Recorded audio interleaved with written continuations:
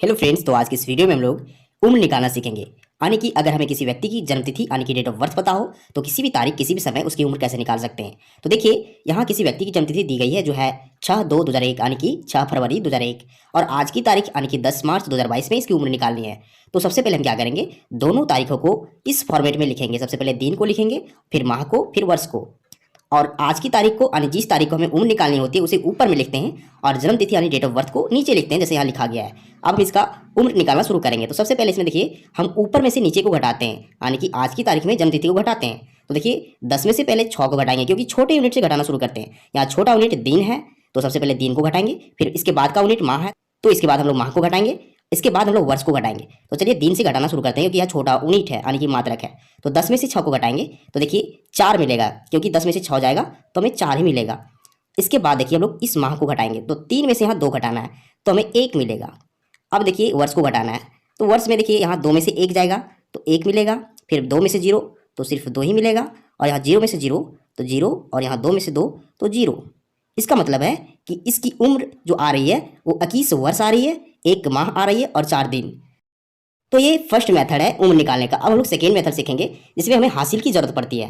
तो इस वीडियो को आप पूरा देखिए, तभी आपको समझ में आने वाला है। अगर आप हड़बड़ी करते हैं तो आप बहुत कुछ सीखने से वंचित रह जाएंगे। तो देखिए सेकेंड मेथड में क्या होता है, इसमें आज की तारीख जो होती है वो छोटी पड़ जाती है और जन्मतिथि बड़ी पड़ जाती है। देखिए यहाँ 10 में से अगर हमें 15 घटाना है तो इसमें हमें हासिल चाहिए होती है। इसी प्रकार जब हम 3 में से 7 को घटाएंगे तो इसमें भी हासिल चाहिए होती है। तो कैसे घटाते हैं इस तरह की सिचुएशन में, देखिए तो फिर से हम छोटे यूनिट से ही घटाना शुरू करेंगे।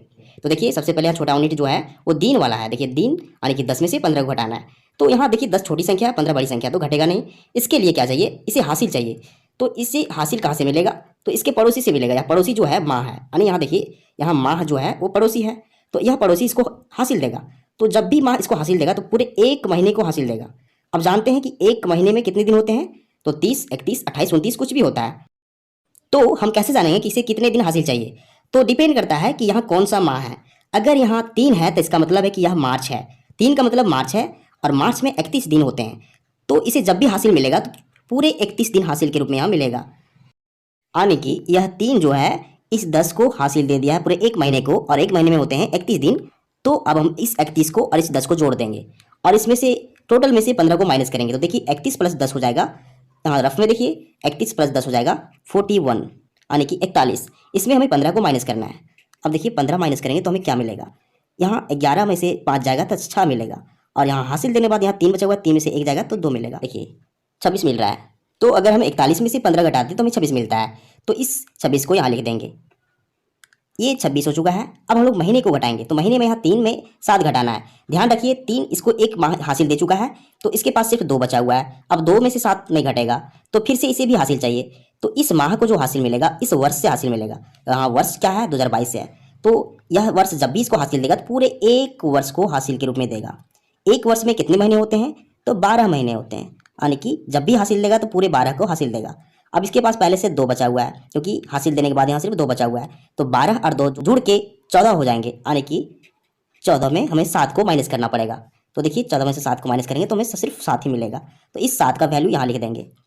अब देखिए महीने का काम हो चुका है, अब हमें वर्ष को घटाना है, यानी कि ईयर को घटाना है। ईयर पे देखिए यहाँ क्या है, हासिल देने के बाद यहाँ सिर्फ 2021 बचा हुआ है, क्योंकि 22 पहले था, 1 हासिल देने के बाद यहाँ 21 बचा हुआ है।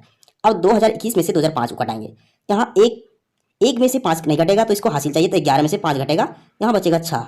अब यहाँ हासिल देने के बाद सिर्फ 1 बचा हुआ है, तो 1 में से 0 तो 1 बचेगा, 0 में से 0 तो 0, और 2 में से 2 तो 0।